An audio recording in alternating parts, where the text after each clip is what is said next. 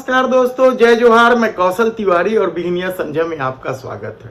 राज्य बनने के बाद लोकसभा के चुनाव में कांग्रेस की हालत छत्तीसगढ़ में हमेशा ही खराब रही है और वह अधिकतम 2 सीटों से ज्यादा कभी नहीं जीत पाई। चाहे 2004 का चुनाव हो, 2009 का चुनाव हो या 14-19, किसी भी चुनाव में कांग्रेस की स्थिति भारतीय जनता पार्टी से अच्छी कभी नहीं रही। 11 लोकसभा वाले क्षेत्रों में भारतीय जनता पार्टी की धमक रही और कई सीटें तो ऐसी है कि राज्य बनने के बाद भारतीय जनता पार्टी को पराजय का मुंह देखना नहीं पड़ा।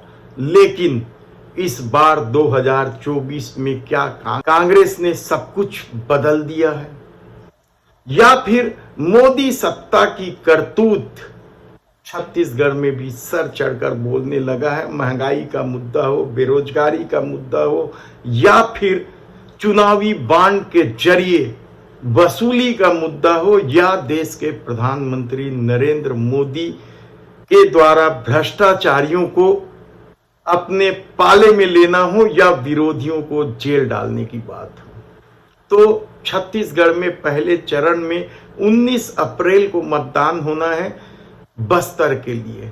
दूसरे चरण में 3 सीटों पर चुनाव है, महासमुंद, राजनांदगांव और कांकेर। इन 3 सीटों में नामांकन का काम शुरू हो चुका है और छत्तीसगढ़ के पूर्व मुख्यमंत्री भूपेश बघेल और पूर्व गृह मंत्री ताम्रध्वज साहू ने भी कल नामांकन दाखिल किया। तो कांकेर में भोजराज नाग के समर्थन में विष्णुदेव साय ने नामांकन दाखिल करते हुए बड़ी सभा भी ली। भोजराज नाग के बारे में हम पहले ही बता चुके हैं कि किस तरीके से उन पर एक महिला के अपहरण का आरोप तो लगा ही है, उस महिला के भाइयों द्वारा सार्वजनिक पिटाई का मामला भी वहां तूल पकड़ा हुआ है। लेकिन विष्णुदेव साय ने कल ठसक से कहा कि 5 साल तक भूपेश सरकार ने प्रदेश को लूटा है। यानी जिस व्यक्ति पर महिला उत्पीड़न का आरोप, उसके लिए नामांकन दाखिल करने की रैली में शामिल करते हुए नैतिकता की दुहाई देने लगे हैं विष्णुदेव साय। तो दूसरी तरफ सवाल यह है कि जब लगातार कांग्रेस लोकसभा चुनाव में पिछड़ते जा रही है तो इस बार क्या कोई चमत्कार होगा? यकीनन जिस तरीके के मुद्दे सामने आए हैं, सवाल सिर्फ मोदी सत्ता के मुद्दे का नहीं है बल्कि स्थानीय मुद्दों का भी है, जिसमें सबसे ज्यादा आदिवासी क्षेत्रों में जो मुद्दा छाया हुआ है वह 2 मुद्दा छाया हुआ है। यहां छत्तीसगढ़ में आदिवासियों के लिए 4 सीटें आरक्षित हैं, जिसमें से बस्तर, कांकेर, सरगुजा और रायगढ़, और 1 सीट एससी वर्ग के लिए है, दलित वर्ग के लिए है। वह सीट है जांजगीर चांपा। कहा जा रहा है इन 5 सीटों में जो मुद्दा चरम पर है वह मोदी सरकार के उस नारे की धमक का है, अब की बार 400 पार। और वह मुद्दा है, क्या 400 पार होने पर संविधान बदल दिया जाएगा?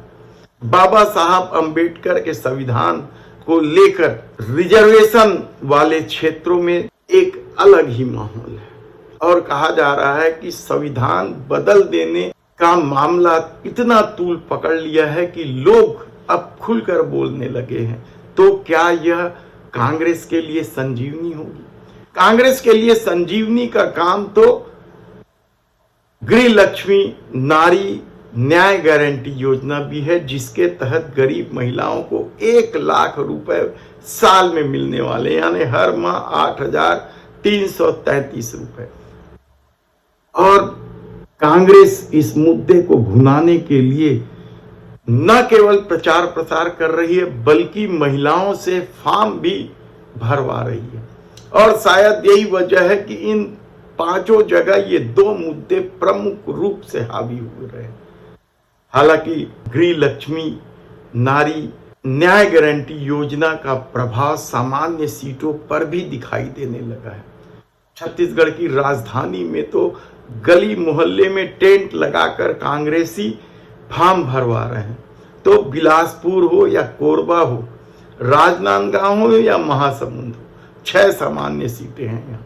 और इन 6 सामान्य सीटों में वहां के प्रत्याशी जिस तरीके से महिलाओं से फॉर्म भरा रहे हैं, तो क्या आने वाले दिनों में इसका परिणाम देखने को मिलेगा। और अब तक छत्तीसगढ़ में खराब प्रदर्शन करते आ रही कांग्रेस इस बार 5-6 सीट या उससे ज्यादा सीट जीत पाएगी। इसके अलावा भी जो मुद्दे हैं वह विष्णुदेव साय सरकार को लेकर है।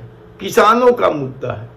राहुल गांधी ने एमएसपी को कानूनी गारंटी देने का जो वादा किया है, उसकी गूंज के साथ साथ भूपेश सरकार के दौरान धान के बोनस का जो चौथी किस्त रुका हुआ है वह अब तक नहीं दिया गया है। तो क्या किसान इस मामले को लेकर नाराज हैं? कहना कठिन है, क्योंकि विष्णुदेव साय सरकार ने 3100 रुपए प्रति क्विंटल के हिसाब से धान खरीदा है। तो 1000 रुपए महतारी वंदन योजना के तहत महिलाओं को दे रहे हैं। और कहा जा रहा है कि अब यह बात प्रसारित होने लगा है कि राज्य से 1000 रुपए लो और केंद्र से 8500 रुपए लो, यानी गरीब महिलाओं के दोनों हाथों में लड्डू। और तो क्या इस बात से महिलाएं कांग्रेस को इस बार जिता देगी? सवाल कई सारे हैं और सबसे महत्वपूर्ण सवाल तो ये है कि क्या विष्णुदेव साय सरकार ठीक ठाक चल रही है?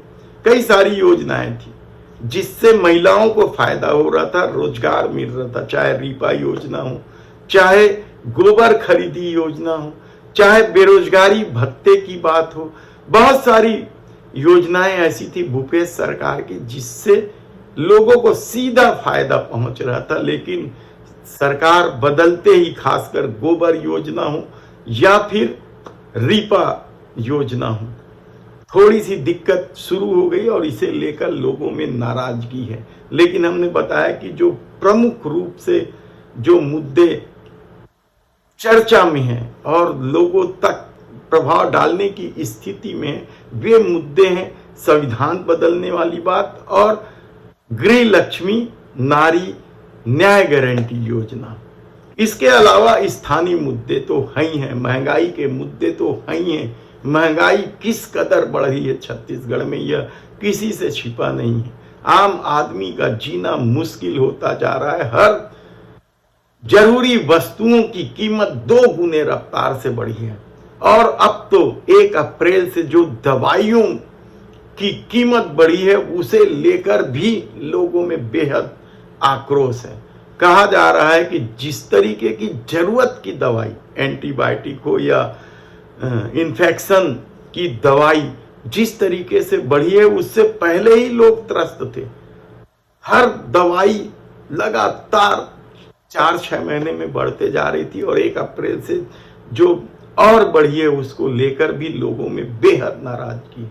बेरोजगारी का आलम यह है कि यदि कुछ पदों के लिए वैकेंसी निकलती है तो बेरोजगार युवाओं की लाइन लग जाती है।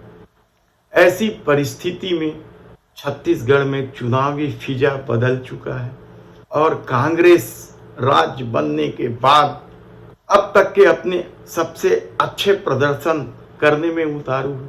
देखना होगा। धन्यवाद।